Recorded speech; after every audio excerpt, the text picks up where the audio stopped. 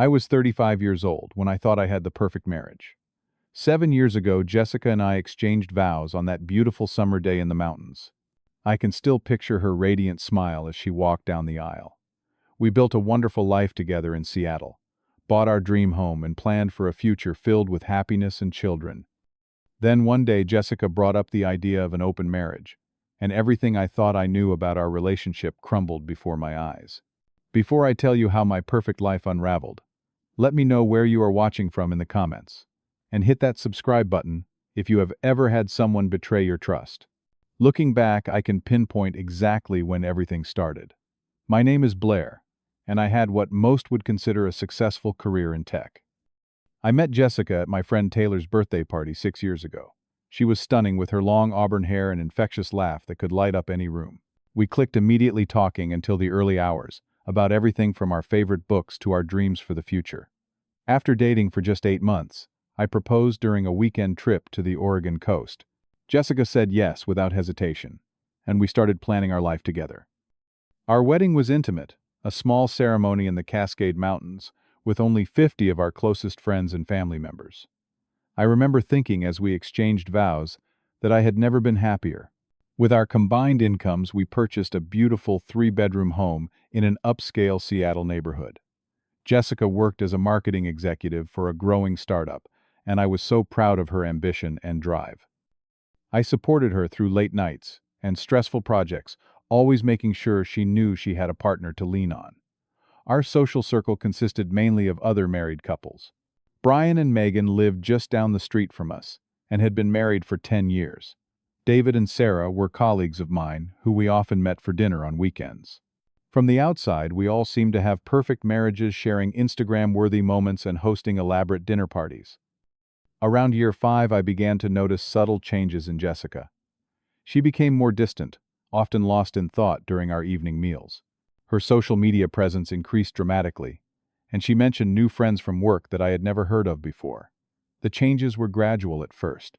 Jessica started coming home later, explaining she had drinks with colleagues or networking events to attend. Her wardrobe shifted to more stylish, revealing outfits, and I noticed she had changed the passwords on her phone and laptop. I tried my best to reconnect with her, planning surprise date nights and even a weekend getaway to the San Juan Islands for our anniversary. Jessica seemed appreciative but not particularly enthusiastic. During the trip, she spent more time on her phone than enjoying the romantic setting I had carefully arranged. Then Jessica introduced me to Kyle and Amanda, a couple she met at a marketing conference in Portland. They were both attractive, outgoing people who worked in creative fields. Jessica seemed fascinated by them, often mentioning their interesting lifestyle and adventurous spirit. The first time we had dinner with them, I felt uncomfortable. Kyle and Amanda openly discussed their open marriage, detailing how they dated other people while maintaining their primary relationship. I noticed Jessica leaning forward, asking questions with unusual interest, while I shifted uncomfortably in my seat.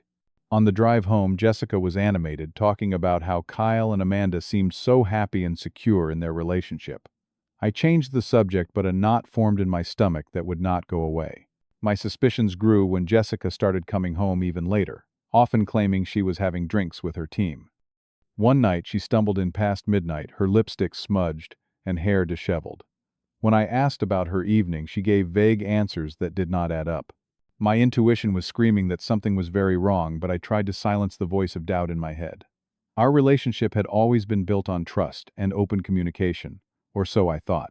But as Jessica grew more secretive, I felt a distance forming between us that I did not know how to bridge. Little did I know that the worst was yet to come, and the foundation of our marriage was about to be tested in ways I never imagined possible. It was a quiet Sunday morning when Jessica finally brought up the conversation that would change everything. We were having coffee on our patio, the Seattle skyline visible in the distance, when she casually suggested we consider opening up our marriage. My coffee cup froze midway to my mouth. "What did you say?" I asked, certain I had misheard her. Jessica placed her cup down carefully. "I have been thinking about what Kyle and Amanda said, about open marriages. I think it might be good for us to try something similar." I was speechless. Jessica continued, explaining how we were still young and should explore while we had the chance. "It does not mean we do not love each other," she insisted. "Many couples say it actually strengthens their bond, because there is complete honesty. My immediate reaction was absolute resistance. I had never considered myself traditional, but the idea of sharing my wife with other men made me physically ill. Jessica seemed prepared for my reaction, pulling out articles she had bookmarked about the benefits of ethical non-monogamy. Later that week, while Jessica was at a work event, I found 3 books about polyamory hidden in her drawer beneath her sweaters. The publication dates showed she had been researching this topic for months before bringing it up to me. Over the next few weeks, Jessica brought up the idea repeatedly. Each conversation ended with subtle hints that our marriage needed this change to survive. "I feel stagnant," she said during one particularly heated discussion. "Do you want us to become one of those bored middle-aged couples who have nothing left to talk about?" I spent nights researching open marriages while Jessica slept beside me. Most articles emphasized that successful non-monogamous relationships required a solid foundation of trust, communication, and mutual desire for the arrangement. I did not want this, but Jessica made it increasingly clear that she did.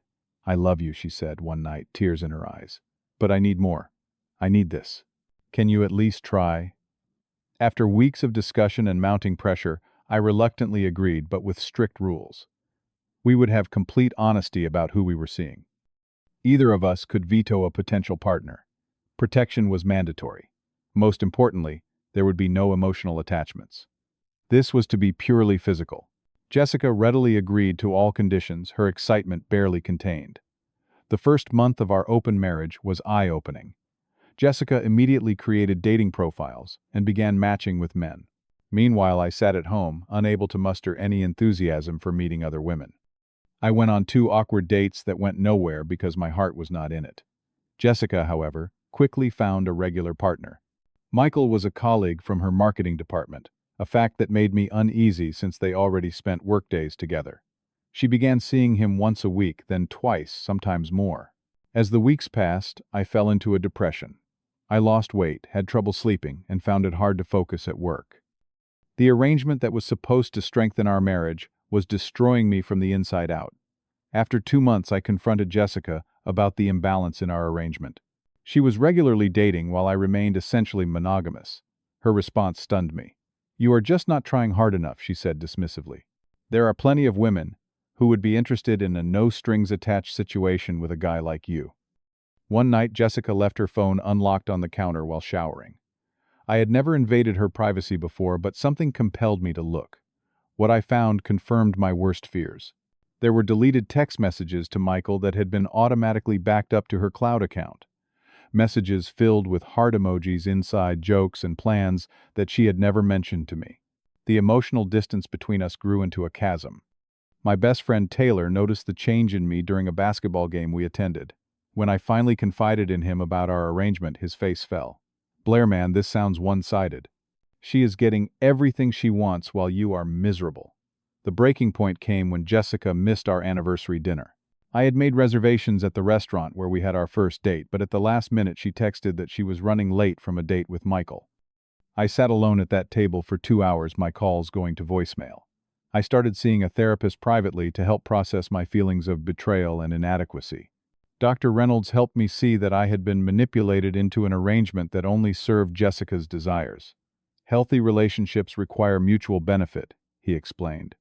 "This seems to benefit only one of you." One afternoon, while doing laundry, I found hotel receipts in Jessica's jacket pocket. We had explicitly agreed that any encounters would happen outside our home, but not in hotels, as that felt too much like an affair.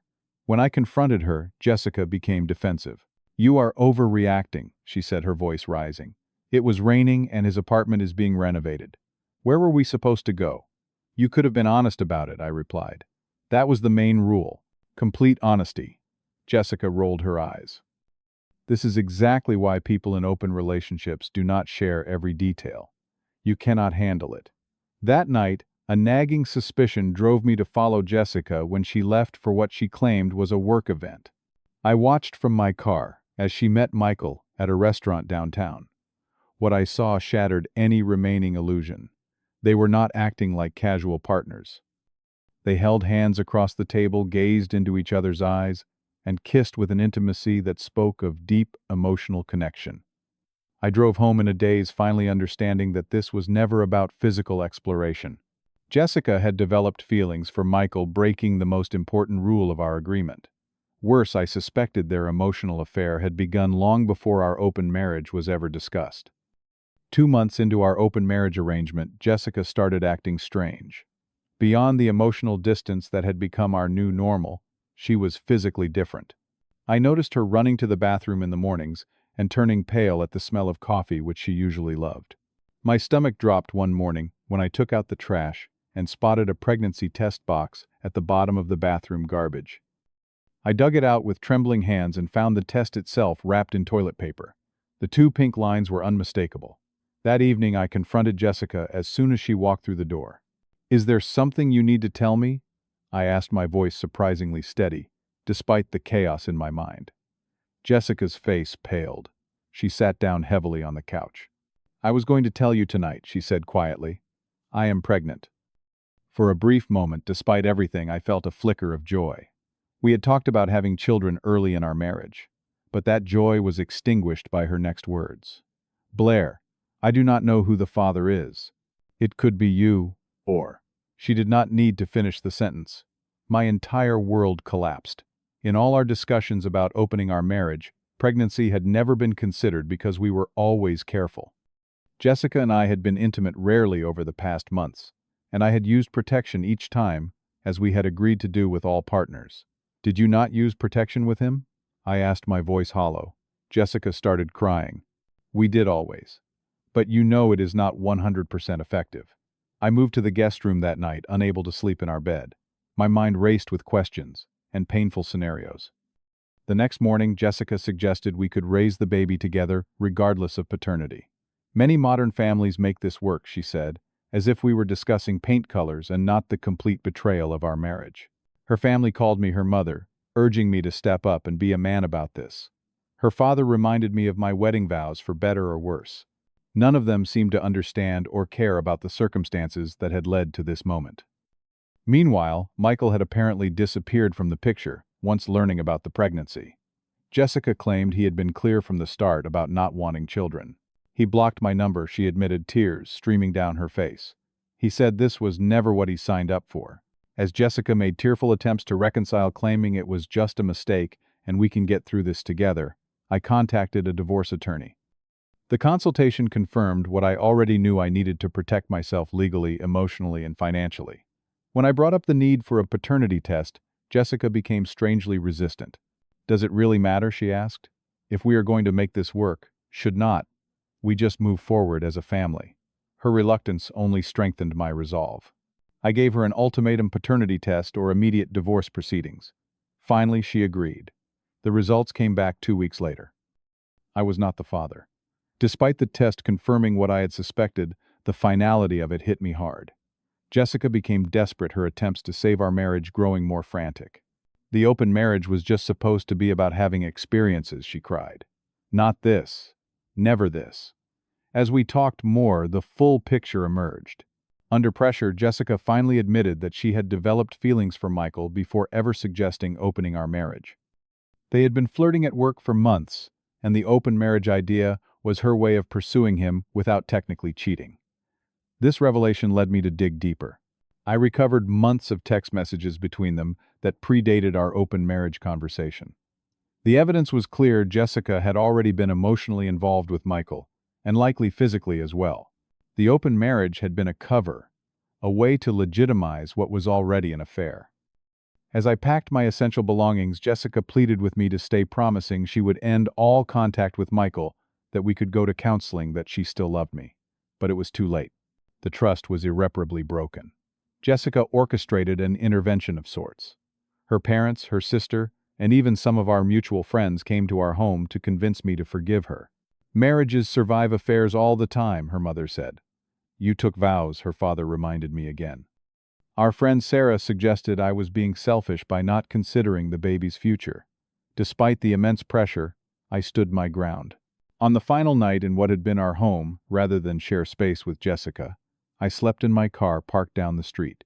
As I stared at the ceiling of my sedan, I had a moment of absolute clarity. This arrangement had never been about exploration or strengthening our bond. It had been about Jessica wanting permission to cheat, to have her affair sanctioned and blessed by me, so she could avoid feeling guilty. The next morning I filed for divorce. The divorce process was both simpler and more complicated than I expected. Simpler because we had no children together and had been married less than 10 years. More complicated because of Jessica's pregnancy and her desperate attempts to salvage what could not be repaired. My attorney Elaine was a straight-talking woman in her 50s who had seen it all. "You have grounds for an at-fault divorce based on adultery," she explained during our first meeting. "The timeline of events and the evidence you have gathered will be crucial." Jessica's initial shock at receiving the divorce papers quickly turned to anger. She hired an aggressive attorney who demanded alimony, despite her substantial income. Their argument was that she would need support during her pregnancy and early motherhood. My legal team countered with the evidence that her pregnancy resulted from breaking our marital agreement. The divorce proceedings dragged on for 3 months. The most difficult day was when my attorney presented the text messages, proving Jessica's emotional affair had predated our open marriage agreement. As they were read aloud during a deposition, Jessica broke down, finally admitting that she had manipulated me into the arrangement. In the end, we reached a settlement that was fair. We sold the house and split the proceeds. Each of us kept our own retirement accounts and personal property. Most importantly, I was legally established as having no parental rights or responsibilities to the child, something that brought both relief and a strange sense of loss for a future that would never be. With the legal aspects handled, I focused on rebuilding my life. I found a one-bedroom apartment in a different part of Seattle, wanting a fresh start away from the memories. The place was small but modern, with large windows that let in plenty of natural light. For the first week, I slept on an air mattress until my new furniture was delivered, but even that felt more comfortable than the last months in my marital home. Healing came slowly. I continued with therapy, now focusing on moving forward rather than processing the immediate trauma. Dr. Reynolds helped me understand that what happened was not a reflection of my worth as a husband or a man. Some people are simply not ready for the commitment they make, he explained. Their actions speak to their character, not yours. I joined a support group for divorced men that met weekly at a community center downtown. The stories I heard there helped me recognize I was not alone. Some had experienced betrayals far worse than mine, yet they were rebuilding, finding purpose, and even joy again. Old friendships proved invaluable during this time. Taylor checked on me regularly, dragging me out for basketball games or beers when I would have preferred to isolate myself. My colleague David, who had gone through a divorce years earlier, became an unexpected mentor, offering practical advice on everything from setting up automatic bill payments to navigating holidays alone. 6 months after the divorce was finalized, I ran into Jessica at the grocery store. Her pregnancy was advanced, her belly prominent under a flowing dress. We stood awkwardly in the produce section, exchanging stilted pleasantries. As she spoke about her preparations for the baby, I felt something unexpected. Not anger or hurt, but pity. Jessica was facing single motherhood after losing both her marriage and the man she had risked everything for. "I hope things work out for you and the baby," I said, meaning it sincerely, before pushing my cart toward the checkout. As I walked away, I realized the encounter had not devastated me. Progress slow but sure. By the 1-year anniversary of our separation, I had gained valuable perspective. The marriage and its painful end taught me crucial lessons about relationships and myself.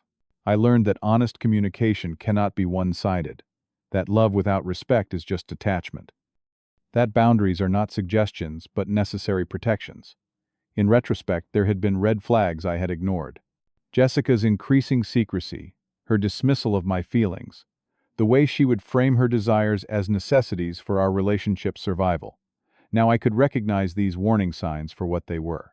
The divorce that once seemed like the end of my life became instead a painful but necessary transition. I received a promotion at work, partly because I had channeled my energy into projects that once would have been spent on trying to save my marriage. I developed new friendships through a hiking club. I joined discovering a passion for outdoor activities that Jessica had never shared. Most surprisingly, I found myself open to the possibility of love again, though with a wisdom I had not possessed before.